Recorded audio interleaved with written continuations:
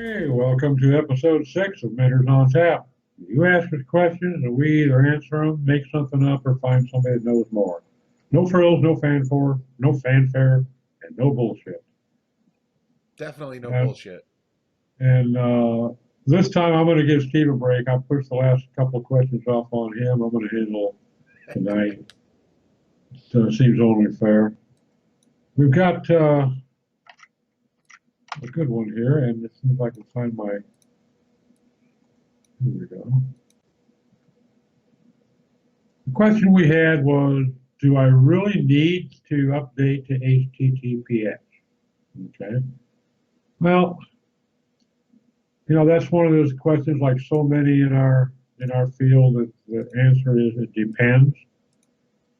Certainly, if you're taking on any sort of personally identifiable information, like credit card information, absolutely. Those pages that handle that data, absolutely, you need to be TLS, which is, that's transport layer security. If you're not protecting your clients that way or your users that way, you can get into deep trouble. As far as whether you really need to have HTTPS site-wide, that's going to depend a lot on your site. But first of all, let's look at why you might need to. There's two basic reasons. One is because there is now, since August of, I think, 2014, Google said that they have made HTTPS a ranking signal, okay? And it's a low-level signal. At that time, it was about 1% of their global queries. That may have increased, we don't know, but the likelihood that it has increased at least somewhat is high. But you can bet that over time it is going to increase. They are pushing hard for mobile. They're pushing hard for security, and not without good reason. Now let's look at what do you achieve with HTTPS. Well, first of all, you're encrypting the data itself. That helps keep the data secure. But now in addition, you're also encrypting the connection.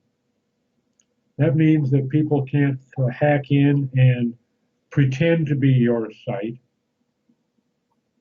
because the data is encrypted with a key that only your site has. So they might intercept the data, but it's gibberish. They can't interpret it. So you're also keeping the data safe from either being altered or corrupted. Let's say an embedded piece of malware or something like that during transmission, at least without detection.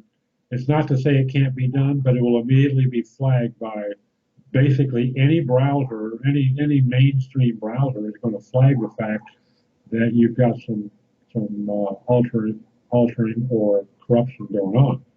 So the reason, that's why they want you to do it. You're protecting your users, you're protecting yourself as well, and you're protecting the data. Now, right now, Firefox and Chrome, for instance, when a site is HTTPS, you'll see there's a little padlock up there. On Chrome, it's a little green padlock. On Firefox, it's not green, but it's a closed padlock. That indicates that it is a secure connection. And users are gradually learning to spot that, particularly if they're going to a page that's asking for credit card information or billing data, even phone and address. They're looking for that. And you can't bank on the fact that users are perhaps ignorant of that possibility. They're becoming more and more familiar with it. And users that are not seeing that will back out in a hurry. Particularly, if I go to a site and they're asking me to enter my credit card information, I look up there and it's not a secure connection, I'm out of there. Because obviously something's wrong. So that's the one aspect of it from the users. From the search engine, Google has said that they want to see everybody secure. They want everything secure. And while it's a pain in the neck, and for some of us it will involve some expense and some effort, it does make sense. The problem that I see is that, regardless of how secure you make a system, the guy that designed that security, there's somebody out there that's as smart or smarter than him they will find a way to hack it. It's eventually going to be a problem. For right now, SSL TLS is solid. And right now, Google is saying that they're going to give you some boost for implementing that technology. And they're probably going to get to the point where you're going to get penalized for not. They haven't said this. I'm saying that. They're probably going to get to the point. Actually, they already have said that. Not so much from a ranking standpoint, but in Chrome, very soon, if They'll have a you are warning. not encrypted, there will be a privacy warning shown before people get to your website. Right, which will chase people off. You It will bet. chase most people away. Yeah, it will chase me off. So, but there may even come a point where they actually start downgrading you in the rankings as well for not being SSL. So you're going to need to go there. Now, whether you need to go there site-wide or just for certain pages is up to you. If you have pages that you're not interested, you're not taking on any secure information, and you don't care that you might lose some traffic, I don't know how many of us are really making our livings online that have pages that we don't care about, but if you feel like you can safely say that, you might decide to just go partial. But you Right. can bet that you're going to lose some benefit on those pages that aren't secure. And at some point, that could even conceivably be site-wide. So that's my answer to that question. I think that at some point in time, you're going to end up wanting to do it eventually.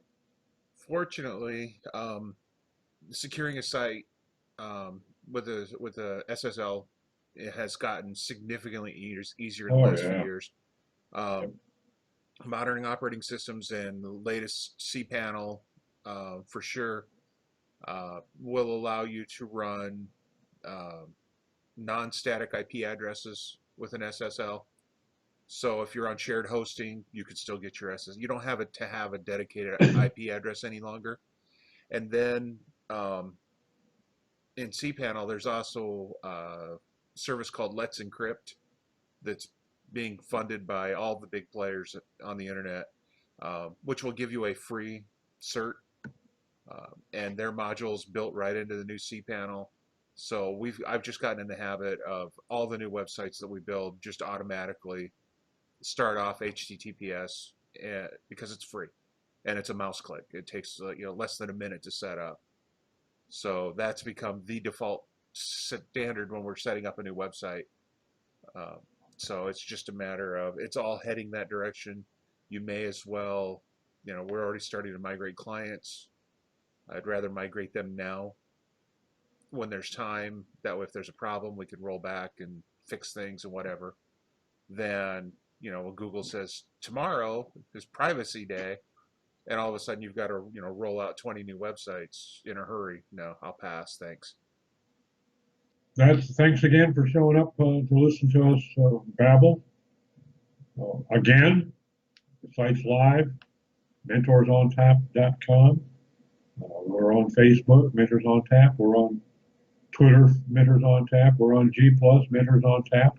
Please give us your questions. Doc's on G+. Well, yeah, only out of courtesy. There we go.